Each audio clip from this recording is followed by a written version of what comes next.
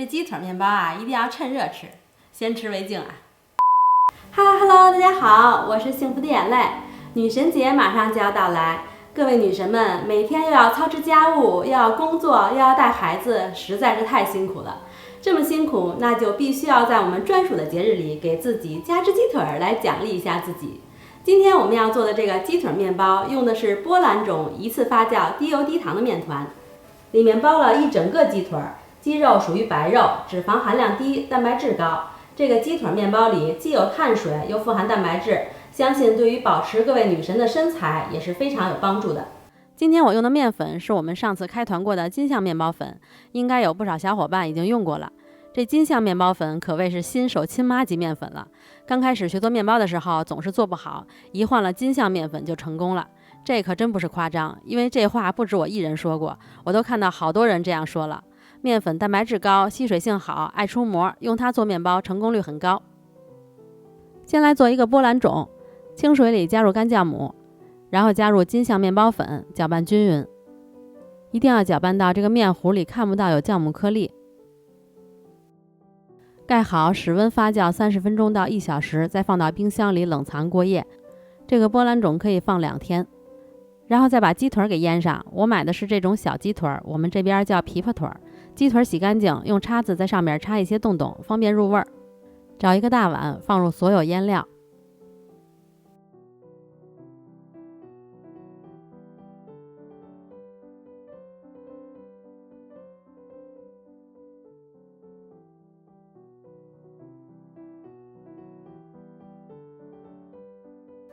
再把鸡腿放进去，搅拌均匀。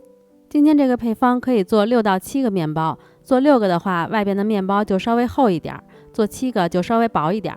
大家可以根据自己喜好调整。我就剩6个小鸡腿了，所以就做了6个。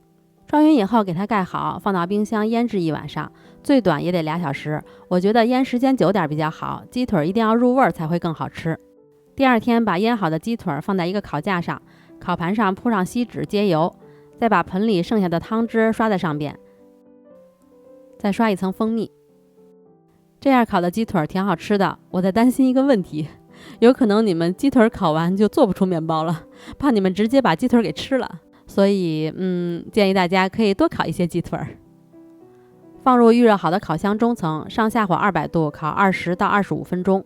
因为要包在面包里还要再烤，我建议还是不要烤太老，要烤熟它，但是熟的嫩一点，用筷子可以插透就行了。我是烤了25分钟，就这样放着它晾凉。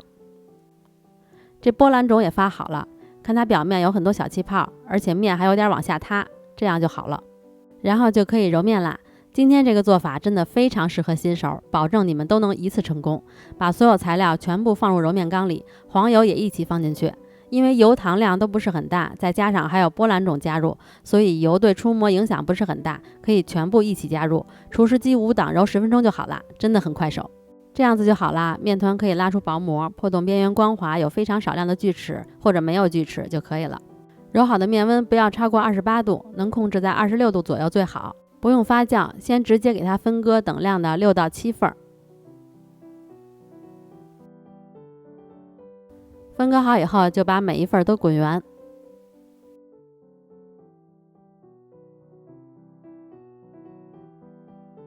盖好，松弛15分钟。如果有芝士粉，就准备一些芝士粉；没有的话，白芝麻也可以。我是把芝士粉和芝麻混合了，这样吃着更香。松弛时间到了以后，就可以整形了。面团如果粘手的话，在表面撒点粉，然后拍扁，中间厚，边上薄。翻面，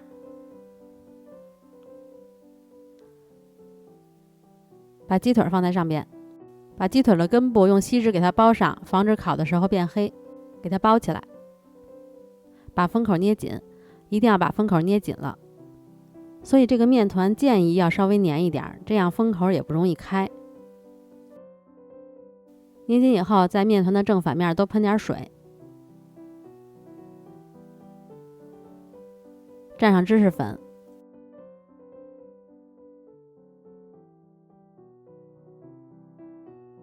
把封口压在下边，摆在烤盘上就可以了。为了造型美观，我不喜欢把它们挤在一盘里烤，分2盘烤，一盘放到28度发酵箱里发酵，一盘盖上室温发酵，发到差不多接近2倍大就可以烤了。用小刀在表面斜着划3个口，可以在这个划开的口上挤上点低脂沙拉酱，如果不介意的话，挤香甜味的更好。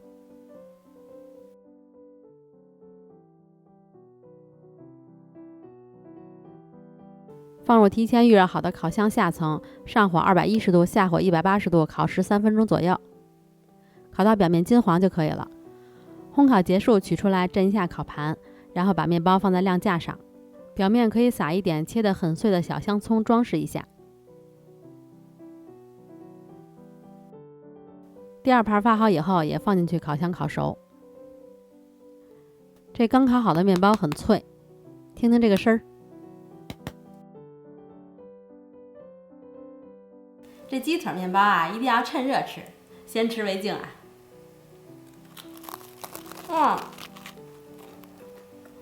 有没有听见这个声音？好脆啊，而且还很香。这个面包吃起来没有甜味儿，是微微的咸，然后有很浓的芝士香味儿，好吃。这鸡腿我腌了1晚上，特入味儿，而且还很嫩，一点都不老。主要是金象的面粉也很好，虽然低油低糖一次发酵，面包吃起来照样松软，而且低油低糖更能突出麦香味儿，健康又美味。那今天就到这里啦，每天这么辛苦，一定要好好爱自己。祝我的女神们女神节快乐！我们下个视频再见啦，拜拜。